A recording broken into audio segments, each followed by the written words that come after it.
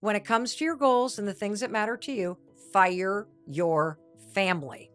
You heard me right. Fire your family. This is a huge mistake that people make. See, you think that when you set a goal, your family is supposed to become your biggest cheering squad.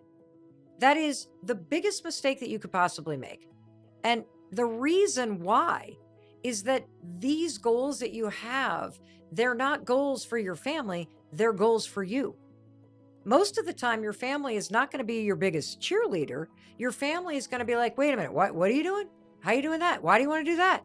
See, if your family doesn't share the goals that you have, if your family has never done the thing that you want to do, they're not going to understand why you want to do it and they're not going to know how to get it done. So they can't support you in doing something that they don't care about.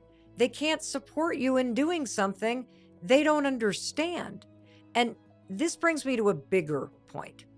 Your goals and the things that bring meaning to your life are your responsibility. They're not your family's responsibility. And let me give you an example of what that looks like. So I have been hosting the Mel Robbins podcast for 3.5 years, but 2 years before I recorded my first episode, I got very clear about what I wanted. And what I wanted was to start a podcast because I really wanted to have longer conversations with you. And I also wanted to learn more. I wanted to have a podcast where we could sit down, you and me, with some of the world's most renowned experts and interesting people and learn and gain from their wisdom and feel encouraged and inspired and just have our minds expand and our lives expand. But that was 2 years getting clear before I recorded my first episode. Now, second, I fired my family. I didn't even think about getting them to work on this because they'd never hosted a podcast before.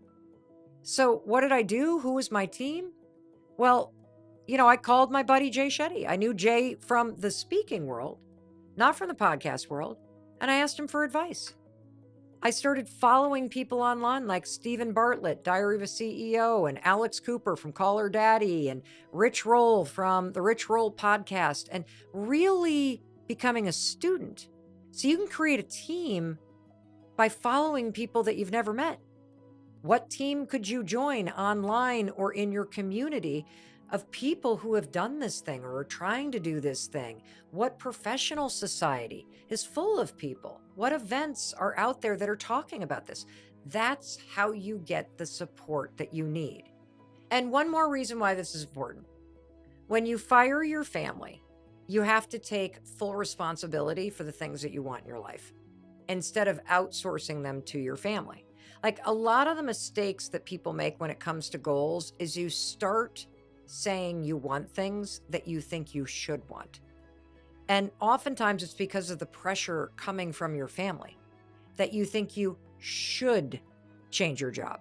You think you should move to a different city. You think you should be interested in baseball or knitting or football or something else. And so firing your family also cuts this umbilical cord to the people you're related to and forces you to truly own what's important to you and why it's important to you.